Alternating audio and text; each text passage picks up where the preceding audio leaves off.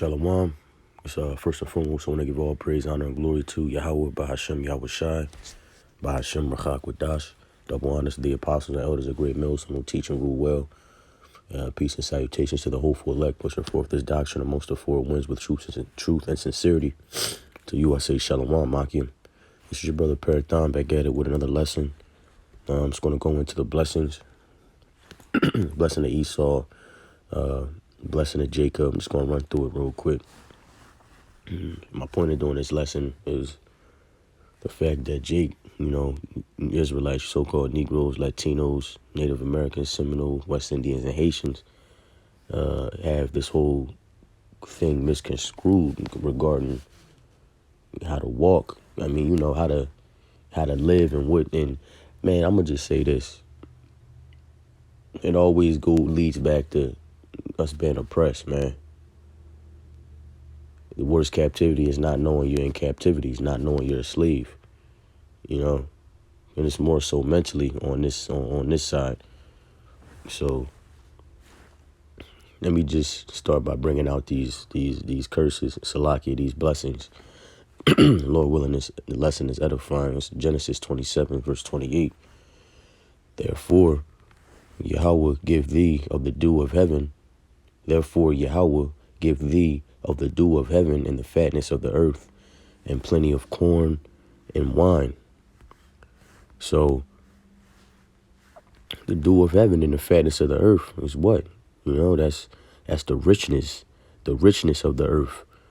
The abundant harvest of the grain, and it goes into new wine as well. The earth is when Lord willing we are those men. The first fruits. The earth is going to be restored back to its original state. It's going to go back to yielding what it originally yields, which is can't compare to what we've experienced on this side in this life, man. Esau doesn't follow the land Sabbaths. He's killing the earth, man. So, it says that, let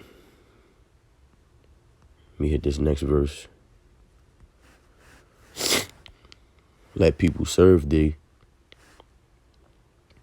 and nations bow down to thee. Be Lord over thy brethren, and let thy mother's sons bow down to thee. Cursed be everyone that cursed thee, and blessed be he that blessed thee. So slaves, all these other nations are going, they were made for our sakes. So they're going to return to their rightful lot. When Israel's ruling, they'll be our slaves. They're going to become our servants, man. It says, and all who curse you will be cursed. You know what I'm saying? And all who bless you will be blessed, man. And so those scoffers walking by, the brothers out there, preaching the gospel, man, and scoffing, man. Them demons on them. They're going to be cursed, man. Talking shit. You know what I'm saying? Then on the other hand, you got, it's angels in disguise out there. We don't know who's who. That's why we're supposed to, be harmless as serpents and wise as doves, man. We gotta try to stay in the spirit and in this walk. But, yeah, man, all the nations, that's one of the prophecies, the nations are going to become our servants, that's our rightful lot. So it's going to be beautiful. Now I'm gonna run down to verse 40, the Esau's blessing, because that was Jacob's blessing. It's Genesis 27 and 40. Salaki Aki. I'm trying to pull something up here. Here we go. So verse 40, it says, and by thy sword shalt thou live, and shalt serve thy brother. And it shall come to pass, when thou shalt have the dominion, that thou shalt break his yoke from off thy neck. Now that goes into, under the rulership of King David, we already had Esau in subjection. But he broke that yoke. He broke that yoke off his neck.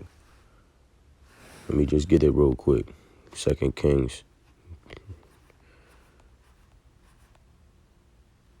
Here it is, 2 Kings 8:20. In his days, Edom revolted from under the hand of Judah and made a king over themselves. So they were already under subjection. And that's what this, that's what that verse 40 goes into. That they will break the yoke off of their neck. So this happened already. Esau ain't gonna be breaking this yoke off his own neck in the kingdom, man. It's a wrap. It said, and by thy sword shalt thou live, and shalt serve thy brother, and it shall come to pass when thou shalt have the dominion, that thou shalt break his yoke from off thy neck. There you have it, man. First sentence, it says, and by thy sword shalt thou live. Because that's Esau's blessing, man. Esau's blessing is the sword. The spirit is dealing with him on that left-hand side to be able to, have that dumb accuracy, you know what I'm saying, with the modern day sword, man. His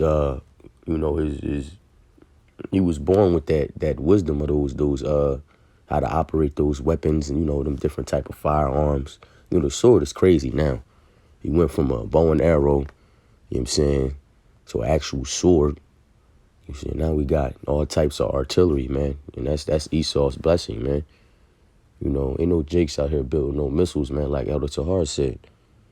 No Jake know how to build no missile, man. That's Esau's lot. Our blessing isn't the sword, man, but the knowledge of the scriptures and to know the mysteries of the gospel, the knowledge, wisdom, and understanding of the scriptures, I should say. To know these mysteries of the gospels.